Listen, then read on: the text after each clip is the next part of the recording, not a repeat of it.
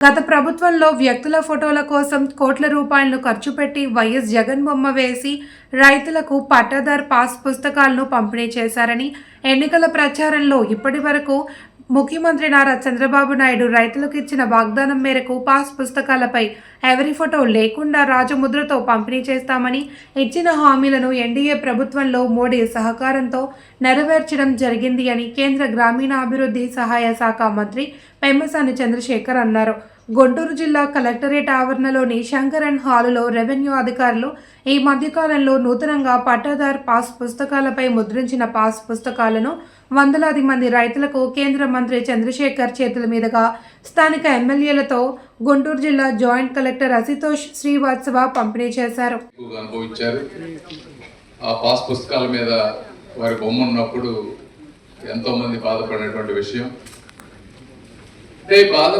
Pass పుస్తకాలు మార్చడమే కాదు, ఆ రోజున సర్వే రాళ్ల కోసం దాదాపుగా 680 కోట్ల రూపాయలు, అదేవిధంగా ఈ పాస్ పుస్తకాలు మార్చడం కోసం అంటే వారి బొమ్మ వేసుకోవడం కోసం 15 నుంచి 20 కోట్లు దాదాపు సుమారుగా మొత్తం 700 కోట్ల రూపాయలు ఖర్చు పెట్టారు.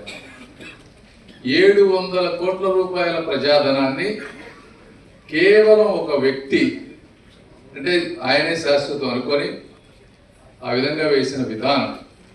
700 కోట్ల రూపాయలతో ఎన్ని అభివృద్ధి చేశారు. ఎప్పుడు మెడికల్ కాలేజెస్ ఇవన్నీ అడుగుతారు. 2-3 మెడికల్ కాలేజీలు అయిపోయి, గ్రామాల్లో కొన్ని వందల గ్రామాల్లో రోడ్లు అయ్యాయి. సో రకరకాలుగా చేయొచ్చు. అయినప్పటికీ వారు చేశారు. ఏదేమైనప్పటికీ ఈ రోజున మళ్ళీ గౌరవ ముఖ్యమంత్రి గారు చంద్రబాబు నాయుడు గారు దీని విధానం కాదు, వ్యక్తులు శాశ్వతం కాదు, రైతులు శాశ్వతం, భూమి శాశ్వతం అనే ఉద్దేశంతో ఈరోజు మళ్ళీ దీనికోసం 15-20 కోట్లు ఖర్చు పెట్టినట్టున్నారు. ఈ ఖర్చు పెట్టాల్సి వచ్చింది, తప్పదు. ఈ ఖర్చు పెట్టడం ఇది ఒక విధానం. ఈ రోజు అందరికి ఇవ్వటం అనేది, అవేర్నెస్ చేయటం అనేది. దానికన్నా ఇంకో ముఖ్యమైన విషయం ఏంటంటే భారతదేశంలో వస్తున్నటువంటి సంస్కరణలు. ఈ ల్యాండ్ రికార్డ్స్ అనే డిపార్ట్మెంట్ నాకెందే ఉంది రూరల్ డెవలప్మెంట్లోనే. మేమే చాలా కొన్ని తీసుకొస్తా ఉన్నాం. అయితే నేను రాకముందే ఈ సర్వే రీసర్వే చేయాలనేటువంటిది ఒక ఆలోచన చేసి, ఈ విధంగా ప్రతి గ్రామంలో ప్రతి భూమికి చిన్న చిన్న ఇష్యూలు ఉన్నాయి కాబట్టి వీటిని శాశ్వతంగా అంటే 70-80 సంవత్సరాల క్రితం బ్రిటిష్ వారు సర్వే చేసి ఇచ్చినటువంటి హద్దులవి. అయితే ఇప్పుడు లేటెస్ట్ టెక్నాలజీస్ వచ్చినాయి. టెక్నాలజీ ఏంటి? ఒకటి డ్రోన్స్ వచ్చినాయి, పైన డ్రోన్ ద్వారా సర్వే చేయటం.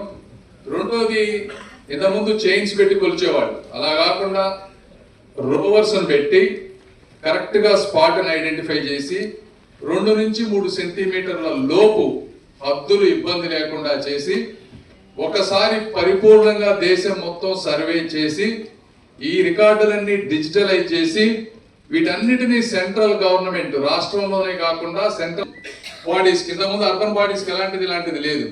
ఇవి 2 ప్రోగ్రామ్స్ తీసుకొచ్చి గ్రామాల్లో ఇవన్నీ చేయబట్టి మా డిపార్ట్మెంట్ ఆంధ్రప్రదేశ్ ఇందులో నంబర్ 1 గా ఉంది. 490 కోట్ల రూపాయలు మనం ఇది చేయడం వల్ల, ఈ గ్రామాల్లో ఈ సర్వే చేయడం వల్ల రాష్ట్రానికి ఇన్సెంటివ్ గా కూడా డబ్బులు తీసుకున్నాం మనం. వేరే రాష్ట్రం ఏది కూడా ఇంతవరకు